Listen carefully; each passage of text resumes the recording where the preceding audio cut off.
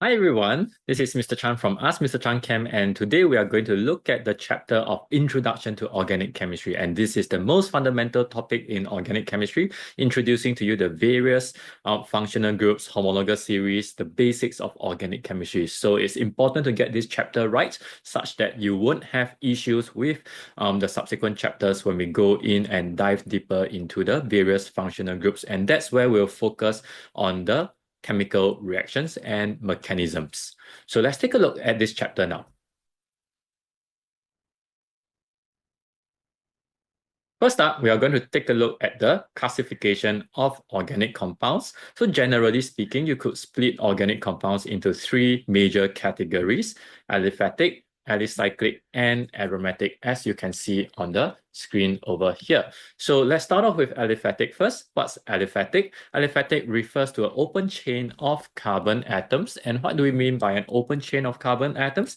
If I were to look at an organic compound containing 6 carbon atoms, an open chain of carbon atoms will simply refer to the 6 carbon atoms bonded in a chain like this. Now, this is not the only arrangement of the 6 carbon atoms. There could be multiple arrangements, but you can see that there is a distinct start and end to the chain. So that is what we mean by open chains of carbon atoms. Now, moving on to the next one on alicyclic, what does it mean? Alicyclic will simply mean that the carbon atoms are now enclosed in a ring. So using 6 carbon atoms again as our example, it would mean that the 6 carbon atoms are now arranged in a hexagonal ring like this. There you go. All right. Now, moving on to the last category, aromatic. What does that mean? Aromatic will mean that the compound contains a benzene ring. Now, what is a benzene ring? Benzene ring typically has the molecular formula C6H6, and it looks like this in a structural formula. It is still a hexagonal ring, but now there is an additional circle within the ring. So what does it mean to have the circle within the ring? The circle here means that there is a presence of delocalized pi electrons.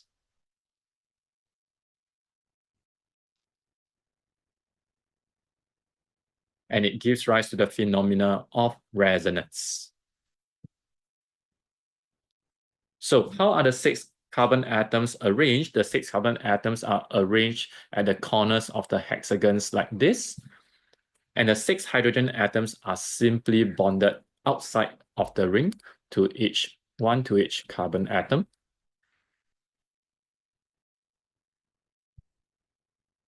And you might be wondering, hey, this is a little bit weird, right?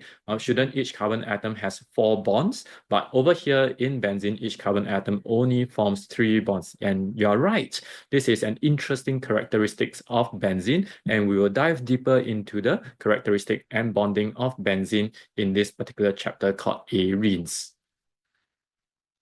And that's all for the 3 major categories of organic compounds. Now we are going into the functional groups. So what's with functional groups? Functional groups are just like families, okay, families of organic compounds. And just like us, we come from different families, and each of our family have different values, different characteristics, right? And even the way we look is different as well. So same thing for organic compounds. They could be divided into families called functional groups, and these functional groups are responsible for the characteristic properties of the members of that group. So broader term will be a homologous series. A homologous series is simply a family of organic compounds having the same functional group, and they share certain properties.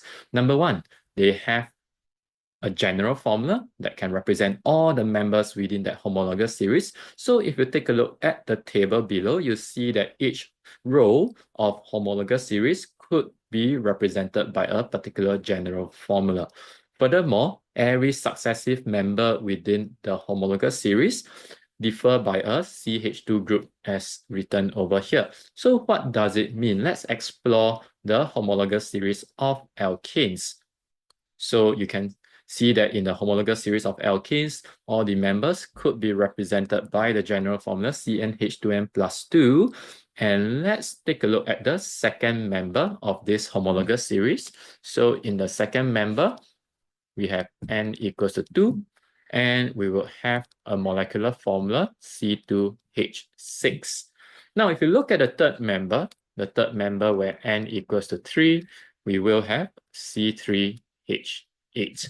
And what can we see over here? If you just take the difference between the molecular formula, you see that the difference is actually CH2. And if you were to continue doing this for subsequent members of this alkane homologous series, you see that every member actually differs from each other by a CH2 group. And that's what this point means.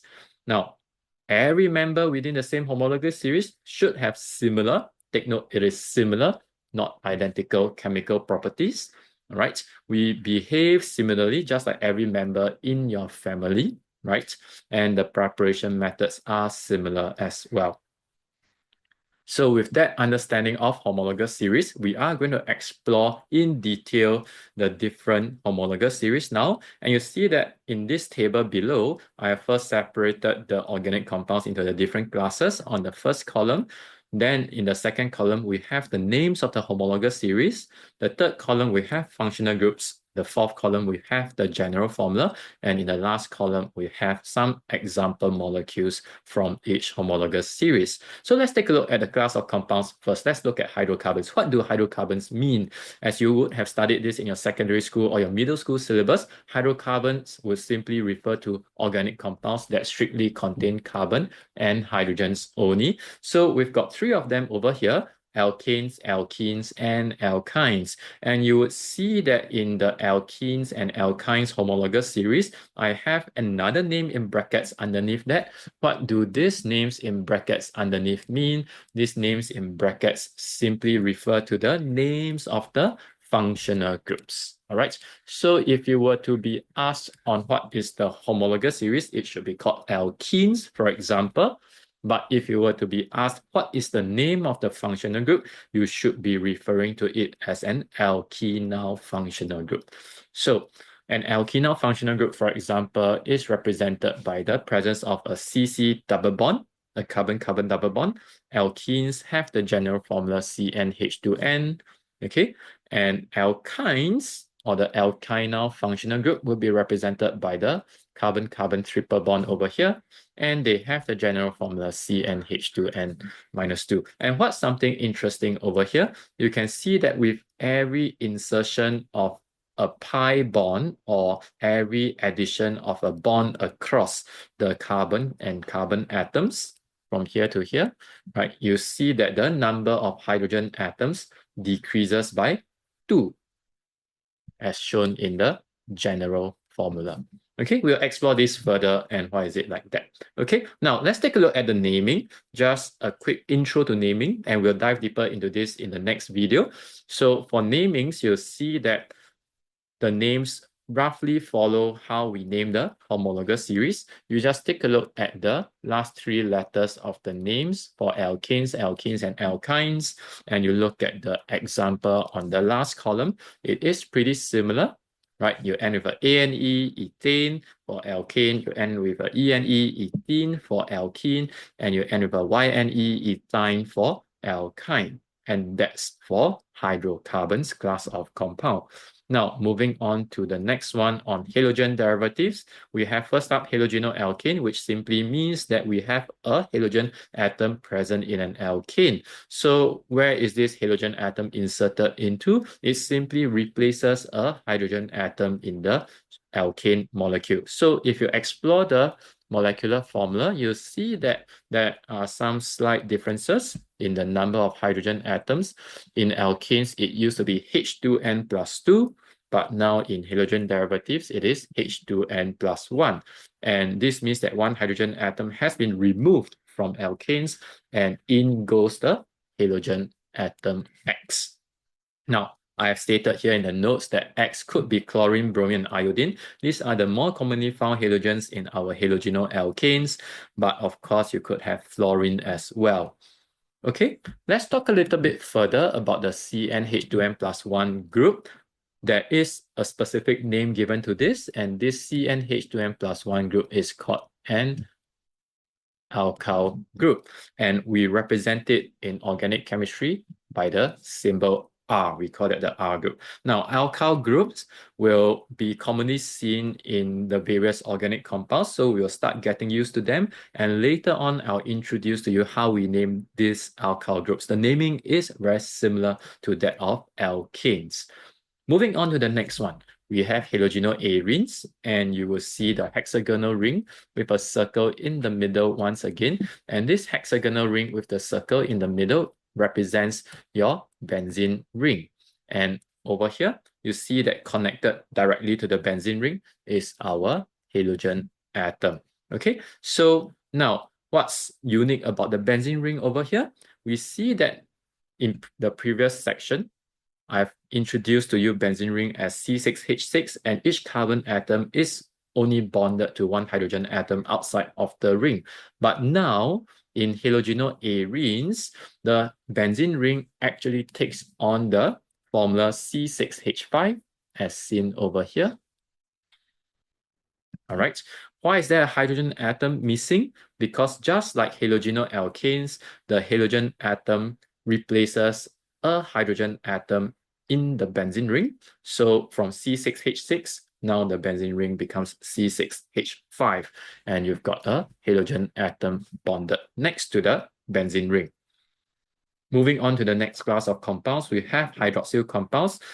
And we will first start off with alcohols, the homologous series, and the functional group is also known as hydroxyl, represented by the OH group. Very similar to water, right? You remember water as having a OH bond as well. So if you look at the general formula, it pretty much follows the same format as your halogenoalkane. There is a R group over here, CnH2n plus 1. Okay, recall that we call this an alkyl group, and bonded to this alkyl group will be the functional group, your hydroxyl functional group.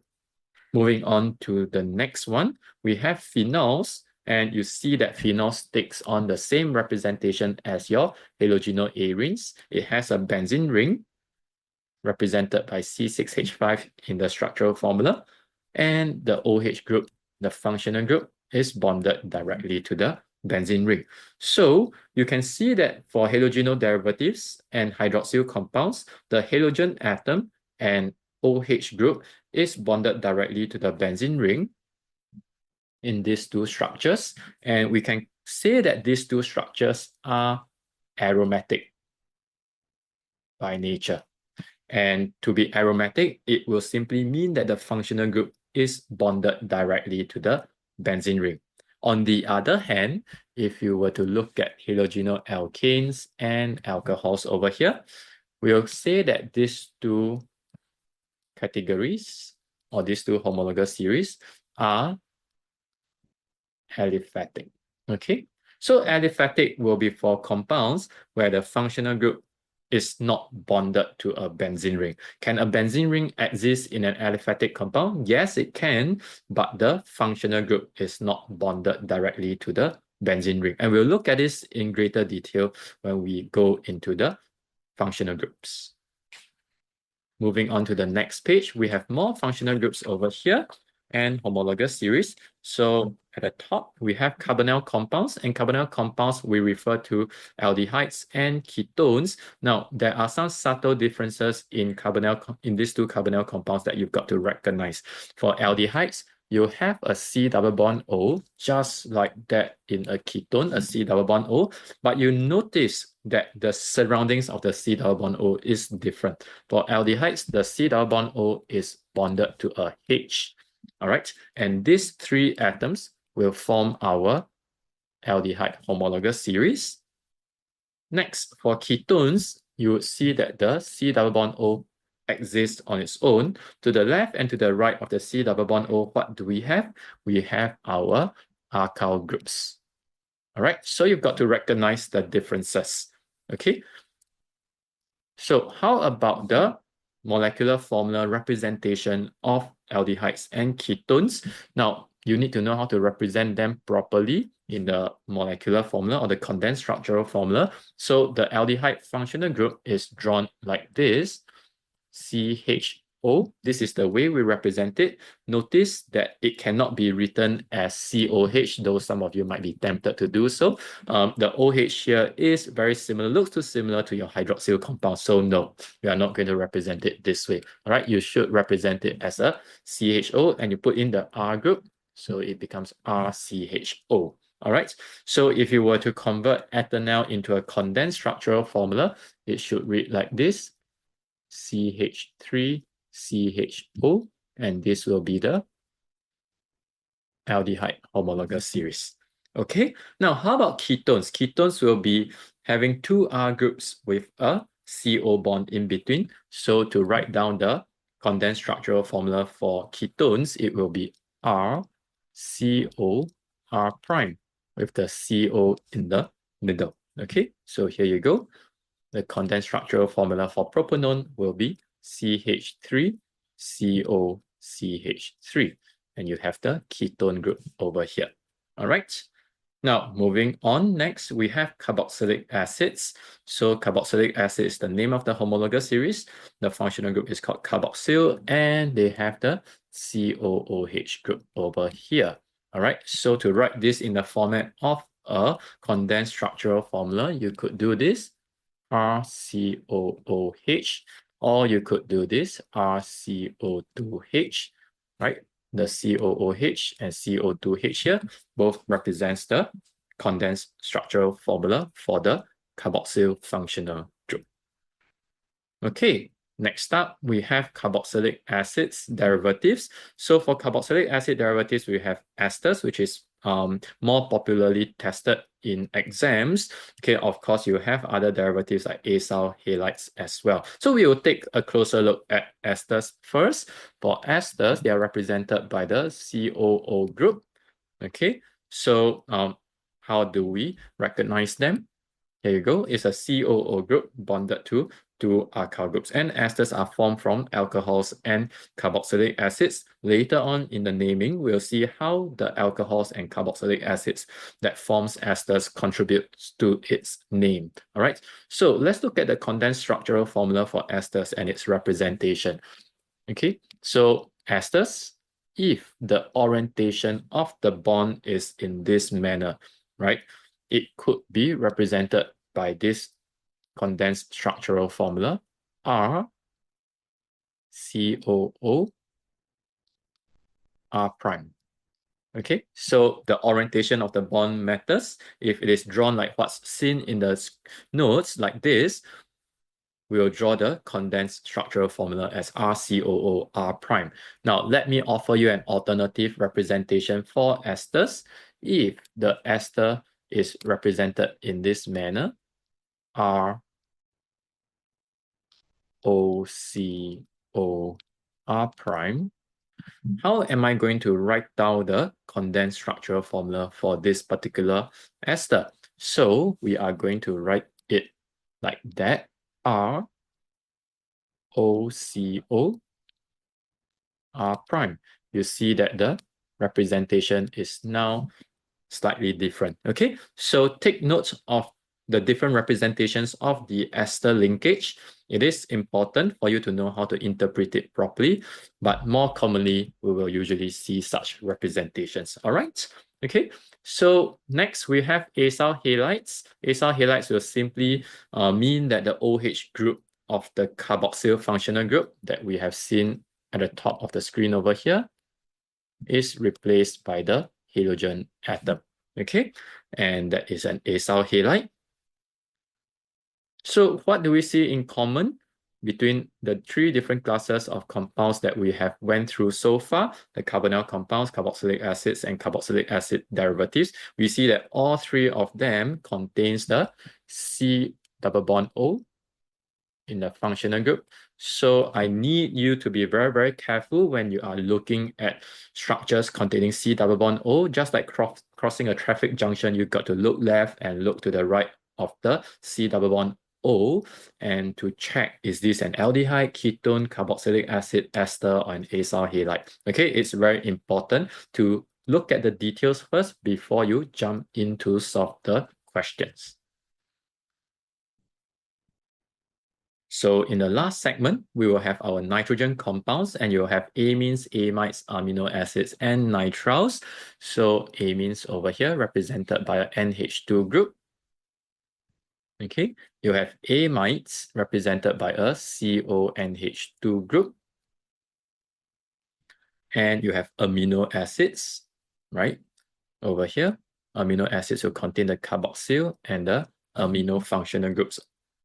And finally, you have the nitriles, which will be organic compounds containing a CN triple bond bonded to a R group, which we have gone through on the previous page, represented by the CnH2n plus 1 general formula. And that's all for the different classes of organic compounds and their homologous series. Hope you find this video useful. Do keep a lookout for the next video where we will be sharing on the different types of organic formulas and how we can go about drawing them. All right, stay tuned.